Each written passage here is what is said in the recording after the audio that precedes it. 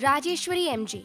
She pursued her BE in Electrical and Electronics at the People's Education Society College of Engineering, Mandya. She pursued her MTech in VLSI Design and Embedded Systems at the Sri Jagadguru Balagangadharanta Institute of Technology, Bangalore. Her personal skills lie in good verbal and written communication skills. Her areas of interest lie in OOPS with C++, renewable energy sources, HVDC transmission, digital relays, automotive electronics, advances in VLSI design. She has also had papers presented at the national level, such as the Innovative Architecture for SoC Multi-Core Hybrid Processor, presented at the RNSIT, Bangalore.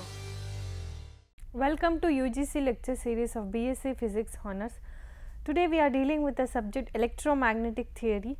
In this session we are going to study about the Snell's law, which will going to makes us to derive the two coefficient, that is the transmission and the reflection coefficient of a parallel polarization, that is a transverse electric field, which we already derived in the previous session about the transverse electric field, the components of magnetic and electric field, which is formed by the parallel polarization. In this session we are going to find the coefficients of a transmission and reflections using the Snell's law, and also we are going to study in this session about the plane wave reflection from media interface at oblique incidence, that is a transverse magnetic field.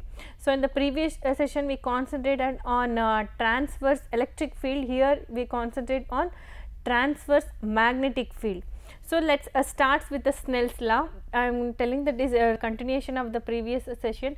We need to remember the electric component and electric field component, the magnetic field component, that what we derived in the previous session. So that will be helpful for us to find out the remaining coefficients of finding the coefficients, that is electric and magnetic, that is the reflection and the transmission coefficients here. So here in every way that here onwards we consider that if Ex and Hy are to be continuous at the interface z is equal to 0 for all x, so it has to be continuous, that is electric field which will be a component x component, and the magnetic field which is having the y components, which is continuous when z is equal to 0. And also then whatever the variations will be there, then this x variation must be same on both the sides of equation. Both the sides of the equations, that whatever we derived in the previous session, that will be having both side equations will be having some variations, that variations will be same. So this will going to say us new conditions, that is a phase matching condition.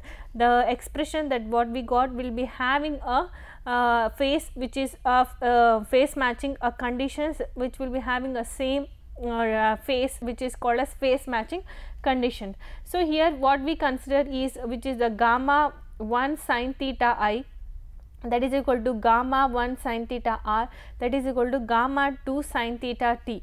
So this gamma 1 sin theta I is equal to gamma 1 sin theta r, and that is equal to gamma 2 sin theta t. That is all here we can observe. These are the components from region 1 and region 2 also, where we are telling the complex propagation constant of region 1 and region 2 are same. Region 1 which is having for propagation constant for incident and reflection is same, we already know, and for in the region 2 the propagation constant is not equal from the region 1, it is difference, that is why it is gamma 2, and all these are equal when it is a condition that when Ex and Hy are to be continuous at interface z is equal to 0. This condition is called as phase matching condition. So this will also implies as theta I is equal to theta r, that is the incident angle is equal to reflected angle. So will be the equal when we are considering the above condition, that is the phase match condition. And also gamma 1 sin theta I is equal to gamma 2 sin theta t. This is also another condition that we got from the above studies, that when we are taking that Ex and Hy are continuous at the interface z is equal to 0. So from this two expression, that what we learn is two expression is come up with a law that is called as Snell's law, which states that the angle of incidence equal to the angle of reflections. The angle of reflection is equal to the angle of incidence, that states the Snell's law. There is a Snell's law 1, and the second one, that is what previously we have taken the expression that will going to result in a Snell's law 2, that is going to tell us about the refraction is a change in direction of a wave due to change in velocity from one medium to another medium. So refraction is another term that we are using here, which is a change in direction, because a change in direction will be there due to the interface or an obstacle. So in refraction is a change in direction of a wave due to change in velocity from one medium to another medium. So also we know that from the refraction, one factor has to be considered for a refractive study, that is a refractive index of a medium, which will be helpful for the study of the refractive characteristics. So refractive index is given by n is equal to C divided by Vp, that is equal to, we are substituting these values, which will going to become n is equal to root of mu r epsilon r. So this is called as refractive index. So next we move on to, hence we need to consider for a lossless dielectric medium, we the Snell's law says that the angle of incident equal to angle of reflection is what we know, and also angle of incident ratio, that is a incident and transmitted angle, that is what we can say that sin theta I is divided by sin theta t is equal to gamma 2 divided by gamma 1, that is equal to beta 2 divided by beta 1 is what we can express. So beta 2 and beta 1 value we already know, that we substituted here, though this can be also equal to another value, we have taken this as named as another value, or that is nu 1 and nu 2, and nu 1 and nu 2 is equal to square root of epsilon 2 divided by square root of epsilon 1. So this will be equal to n2 by n1. So this states that a refractive index. So this is sin theta, that is angle of incidence and angle of transmission is equal to the refractive index, which will be a ratio of two refractive index, region 1 and region 2 will be there, that is n2 divided by n1. Now we can simplify the above two equations, that what we got from the Snell's law. From this after that we are going to able to get the coefficients of transmission and reflection. So we already know that 1 plus gamma t, that is transverse of electric field, that is equal to tau Te. So for this we are taking the cosine values of that. So cosine values of we are going to substitute here, that is minus of cos theta I divided by eta 1 plus gamma Te cos theta r divided by eta 1 is equal to minus tau T divided by eta 2 into cos theta 2. So these values will be, again we have to take the two equations which is having the equations previously, which is having two unknown factors, that is gamma Te and tau T, which are the two unknowns that we have to find out. So this can be solved by like this. So tau T can be taken in other sets, which will going to give the expression this. After that we know that 1 plus gamma T is equal to tau Te. So this here, keeping the left hand side as it is and writing the tau Te value as this. Tau Te value is written in the right hand side, and after that by simplifying this right hand side and left hand side, we will get the right hand side as a by taking common the gamma Te in the left hand side expression, and that because all the terms in right hand and left hand we have the one unknown, that is what we want to find, that is gamma Te, here also gamma Te. So we have to take make this arrangement like when we got the only gamma Te on common as a left hand side. From this we can able to get easily by simplifying this and rearranging the equations like this, and we got the gamma Te, that is equal to eta 2 cos theta I minus eta 1 cos theta t divided by eta 1 cos theta t plus eta 2 cos theta r. This is what the coefficients that we got for that is reflection coefficient that is got for a transverse electric wave, which is different from other, that is what we are going to study for, that is in a perpendicular polarization it is different, and also in parallel it is also different.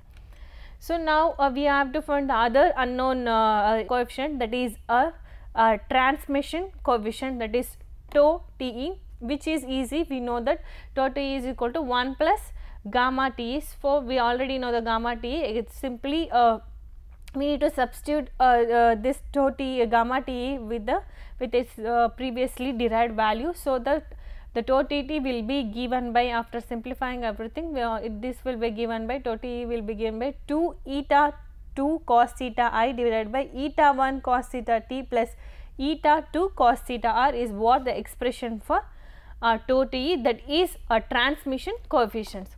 So, hence we find the reflection and transmission coefficient for oblique incidence, that is for perpendicular polarization we found. So, this coefficient is also called as Fresnel's coefficient.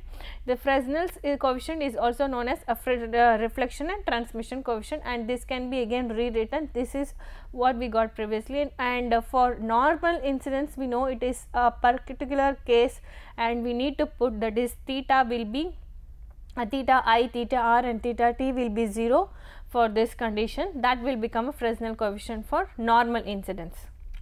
So, next we move on to the another case what we have to study previously is a perpendicular polarization. Now, we want to study the parallel polarization, which is another way we call it as transverse magnetic wave. So, in this case electric field vector lies in the same xz plane only, but the magnetic field is transversal to the plane of incidence. Such wave are called as transverse magnetic waves. Here the magnetic field wave is transverse to the plane of incidence. In the parallel polarization, the electric field is perpendicular to the plane of polarization, but in perpendicular polarization the magnetic field is perpendicular to the plane of incidence. So, this is what we have to study, that is also called as transverse magnetic wave. So, first thing that we have to find the H vector which will have only the y components. So, E vector will be having only x component and H vector will be having only y component will be there.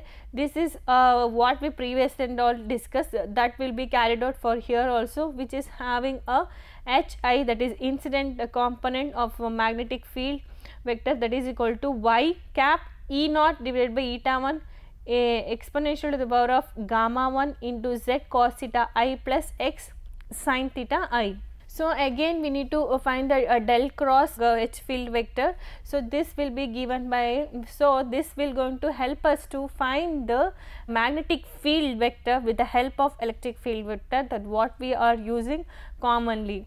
From this we know that j omega epsilon into E, which will going to give Ei is equal to del cross Hi divided by j omega I. So, this can be written where we know that in the matrix component the magnetic field will be having only y component, which can be represented here, and also this can be rewritten like this with a partial differentiation with respect to z.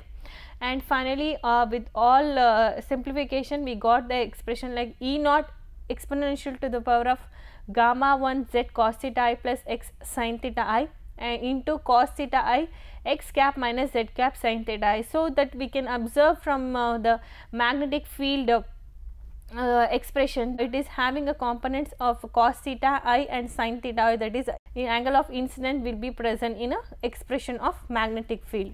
And also similarly what we studied for the case of parallel polarization, we can write the reflected magnetic field vector for this also, which is HR is equal to minus y cap E naught gamma Tm divided by eta 1 y cap exponential to the power of minus gamma 1 minus z cos theta r plus x sin theta r. So, that the transmitted fields will have similar expression with this incident field, except that there is a change So the transmitted fields and also the incident fields have some of the similarities, but there is a slight change, that is angle will be having a slight, the direction that they are moving that is changed.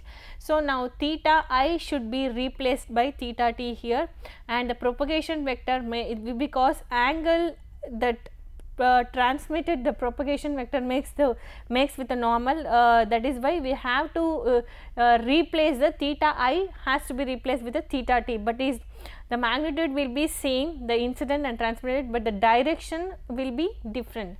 And also gamma 1 should be replaced by gamma 2, that is waves that is present in region 2 will be having a complex propagation constant will be different in region 1, and also multiplied by a factor. So, the multiplying factor will be there, that is a transmission coefficient factor will be there, transmission coefficient factor, that is tau will be there, that has to be written for the transmitted fields. So, this can be written here, that is electric and magnetic field, that whatever we studied, the difference that we can find out which is having the incident and transmitted fields have different things, that is theta I has to be replaced by theta t, and also one factor has to be added, that is a transmitted coefficient factor has to be added, that is also added here, and also theta t is placed, we are replaced with the theta t, remaining thing everything will be same, that as it is that what we have discussed for the incident field.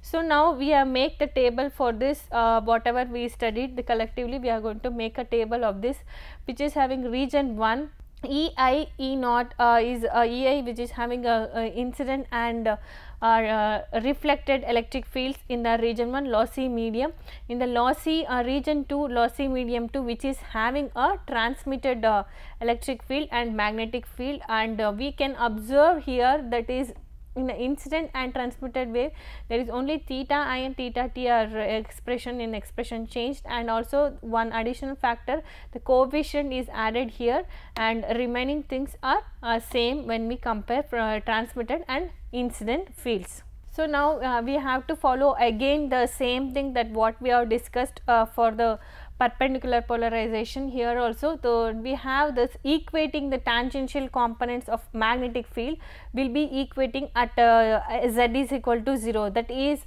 the magnetic field has only Hy component and it is tangential when we are telling that it, z is equal to, at the value z is equal to 0 interface. So, and also the electric field has two component, that is Ex and Ez, and only Ex has to be considered here because at the interface z is equal to 0, and the magnetic field Hy component has to be considered because at z is equal to 0 it is tangential. And now this will going to be applied for the expression at z is equal to 0, which will makes the expression like this, which is exactly similar that what we found out for the parallel polarization. So now therefore the gamma 1 sin theta I is equal to gamma 2 sin theta r is equal to gamma 2 sin theta t, which implies that theta I is equal to theta r and gamma 1 sin theta is equal to gamma 2 sin theta t. So which is also says the same thing about the Snell's law of reflection and also the refraction, and this can also implies like that, that is cos theta I is equal to gamma Tm cos theta r is equal to tau Tm cos theta t. That is which we can say that all theta that is was cos of thetas can be of same. So, we can eliminate all these cos of theta terms. Now, the expression will becomes like this, 1 divided by eta 1 into 1 minus gamma Tm is equal to tau Tm divided by eta 2. So, now we can have two expression, that is having the two coefficients, that is transmission and reflection coefficient, that is given by for a perpendicular polarization, that is transverse magnetic field is equal to cos theta I plus gamma Tm into cos theta r divided by cos theta t, and also which can also be written as eta 2 divided by eta 1 into 1 minus gamma Tm. So, therefore, these are the two things that we have to know. Now, we have to find the gamma Tm. So, tau Tm we already know, that is gamma Tm, which is the reflection coefficient, has to be found. So, this can be founded with the help of these two formulas, which is this right hand side will be kept as it is, left hand will be replaced with this expression. So, this is made equivalent here. After simplification everything, we got the gamma expressions that is equal to eta 2 cos theta t minus eta 1 cos theta I divided by eta 2 cos theta t plus eta 1 cos theta I is what the expression. So, in both the expression, that is tau Tm and the gamma Tm, we have to observe with the gamma Te and go Te, that is transverse electric field and transverse magnetic field, reflection and transmission coefficients. There is a difference in a theta values in both cases. So, this is a final expressions tau Tm after simplification, which is equal to 2 n2 cos theta I divided by eta 2 cos theta t plus eta 1 cos theta I. So, hence here also we got the two coefficient, reflection and transmission coefficient for a perpendicular polarization, which is also called as Fresnel coefficients. So, hence a reflection and transmission coefficient for oblique incidence, which is a Fresnel coefficient for parallel, are given as like this, that is eta 2 cos theta t minus eta 1 cos theta I divided by eta 2 cos theta t plus eta 1 cos theta I, and the tau Tm, which is a transmission coefficient, is given by 2 eta 2 cos theta I divided by eta 2 cos theta t plus eta 1 cos theta I. So, note this having a difference in a theta terms, that is what we compare for a transverse electric wave. So, transverse electric wave have a different coefficients, and also transverse magnetic field also have a different coefficients. So, next we move on to the reflections due to oblique incidence. There is effects of Brewster's law. Brewster's angle will be there, that will also have some effects when the plane wave is reflected, the plane wave is incident or reflected at an oblique, which will be an oblique incidence. So, the Brewster's angle says that if a wave is incident at a particular angle, there will be a no reflection. So, that it says that there will be complete absorption at if a wave is incident at a particular angle, there will be a complete absorption or there will be a no reflection. That angle is called as Brewster angle. So, here if we consider the for gamma is equal to 0, so that is for gamma is equal to 0 is a case when we get the angle of incidence that is known as Brewster angle, that is that when gamma is 0 is what we get the angle is not, that angle is what we call as Brewster angle. That angle is going to be give a complete absorption or no reflection. So, this means at this angle of incidence of electromagnetic wave from region 1, there will be a no reflection from region 2, and all the electromagnetic waves will be absorbed at this, that is we can remember this condition, that is gamma is equal to 0, we will get the Brewster angle. So, for we need to apply for the two conditions for parallel polarization and also the for perpendicular polarization. We start with parallel polarization. If the incident angle, that is theta I is equal to theta b, that is a Brewster angle, we know that gamma has to be 0. We know that gamma Tm we already derived, that has to be 0. So, that is equal to that gamma Tm expression has to be equivalent to 0. So, this gives us eta 2 cos theta t is equal to eta 1 cos theta b Tm.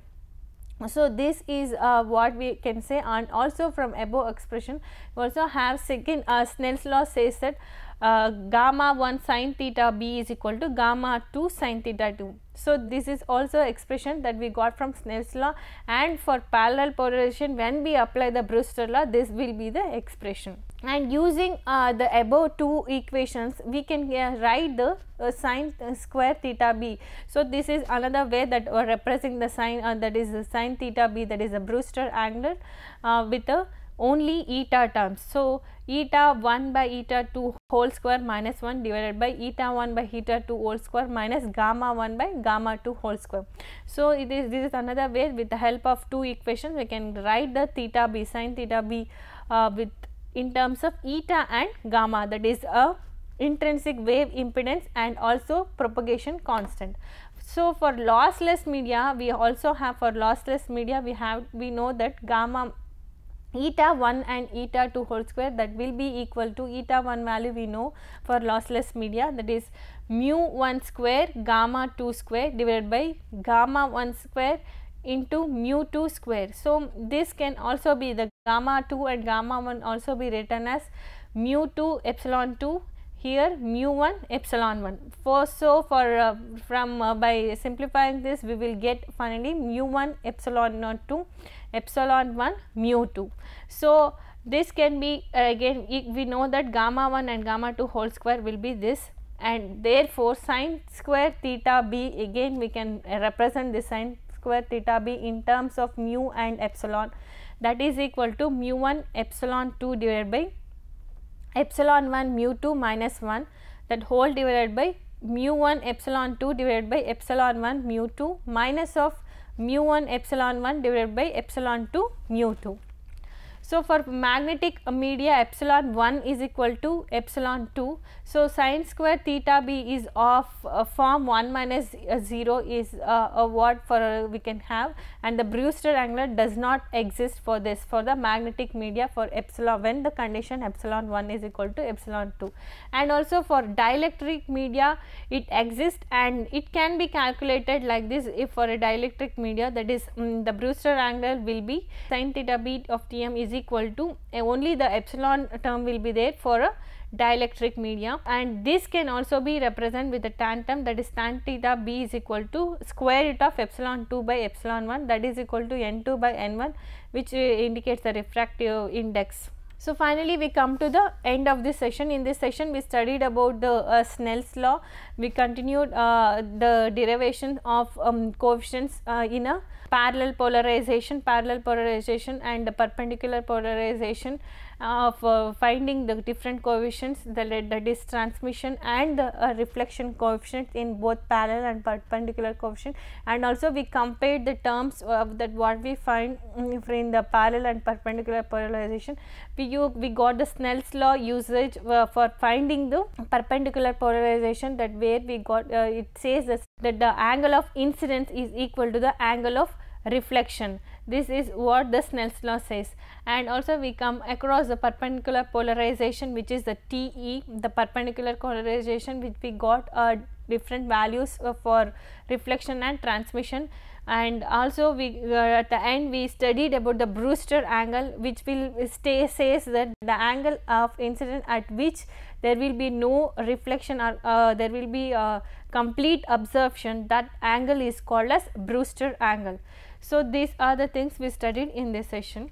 Some of the questions are: what is Snell's law? Derive the reflection and transmission coefficient for transverse magnetic field. And what is Brewster angle? References are www.livescience.com and Mission Science. The textbook references are Fundamentals of Electromagnetics by M.A.W. Maya, and another textbook is Classical Electrodynamics by J.D. Jackson. This ends the session. Thank you.